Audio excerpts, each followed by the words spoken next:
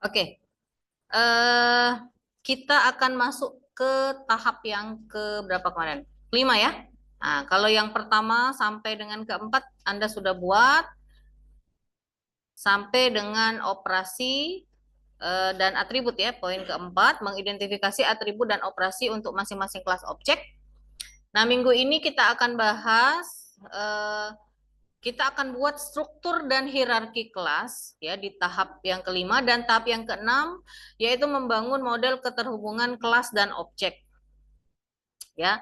Di template itu ada di poin 3 titik di bawahnya ya. Nah, ini mengidentifikasi struktur dan hierarki kelas-kelas. Nah, saya sudah membuat contoh. Ini contoh dari mana ya contohnya tadi? Oh, di PDF. Sini.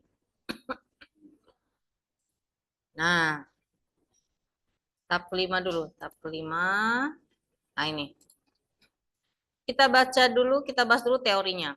Jadi di poin yang kelima ini, kita akan buat struktur dan hierarki. Seperti yang saya bilang minggu lalu, tugas kita ini nyambung dari skenario sampai terakhir.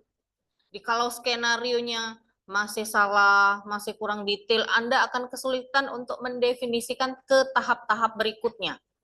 Ya, oke, kita masuk ke tahap yang kelima dari analisis yang berorientasi objek, yaitu dengan membuat struktur dan hierarki.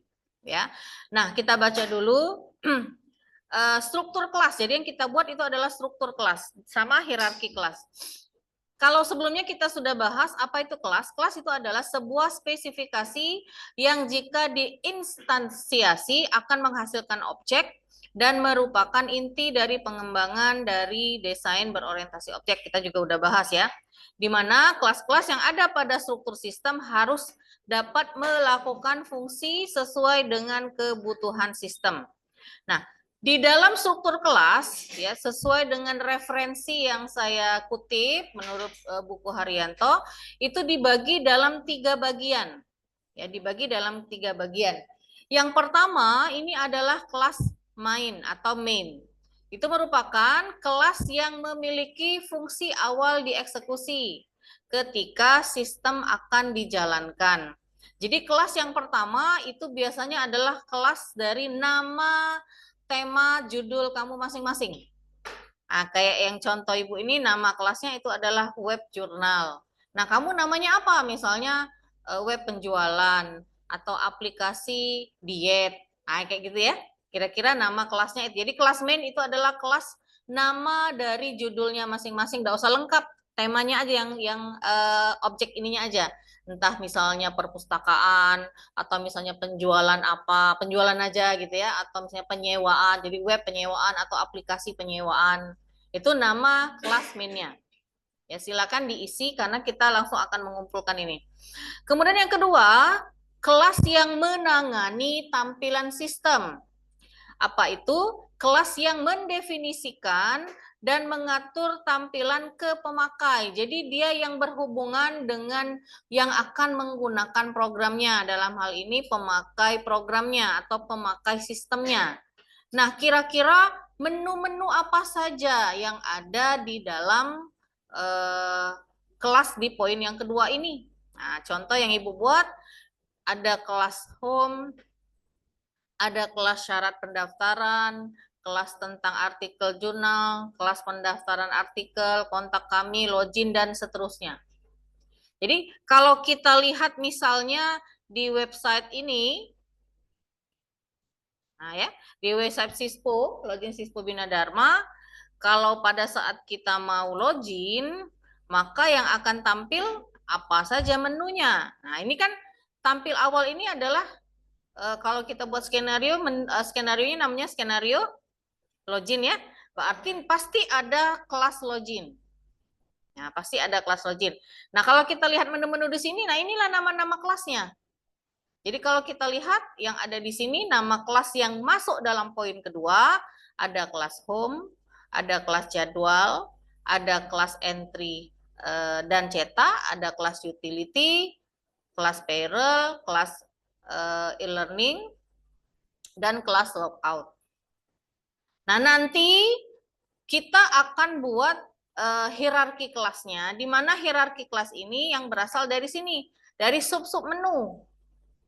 Ya, dari sub-sub menu yang ada dari website yang akan kamu buat. Nah, jadi di poin yang kedua ini, kelas yang menangani tampilan sistem isinya adalah menu-menu yang bakal kamu buat di dalam aplikasi yang akan kalian rancang. Paham ya? Oke, kalau yang pertama tadi nama temanya, yang kedua adalah nama dari tampilan-tampilannya atau menu-menu yang akan kamu rancang. Paham ya? Oke. Kita masuk yang ketiga. Kelas yang ketiga yaitu kelas yang diambil dari pendefinisian skenario atau use case. Dinamakan namanya kelas yang masuk pada saat program dijalankan.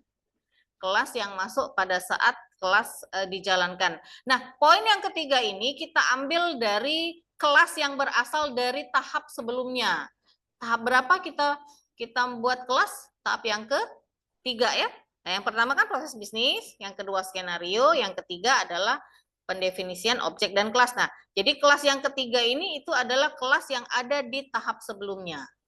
Sebutkan aja kelasnya apa-apa saja. Yang sudah kamu definisikan di tahap yang ketiga dari analisis berorientasi objek. Nah, itulah yang dikatakan sebagai struktur kelas. Jadi struktur kelas itu yang pertama kelas main, yang kedua adalah kelas yang menangani tampilan sistem, dan yang ketiga itu kelas yang berasal dari skenario. Ini gampang. Paling yang kamu agak ruwet itu atau yang kamu pikirkan yang poin yang kedua. Kira-kira menunya apa-apa saja. Ya kan? Menu yang kedua ini. Kalau yang A dengan yang C sudah ada. Atau sudah tinggal kamu tuliskan saja. Ya. Sampai di sini ada yang mau ditanyakan mengenai struktur kelas. Jadi struktur kelasnya yang perlu kamu ingat cuma 3, kelas main, kelas yang menangani tampilan, dan kelas yang berasal dari skenario. Nah itu ya, itu yang perlu kalian ingat. Ada yang mau ditanyakan?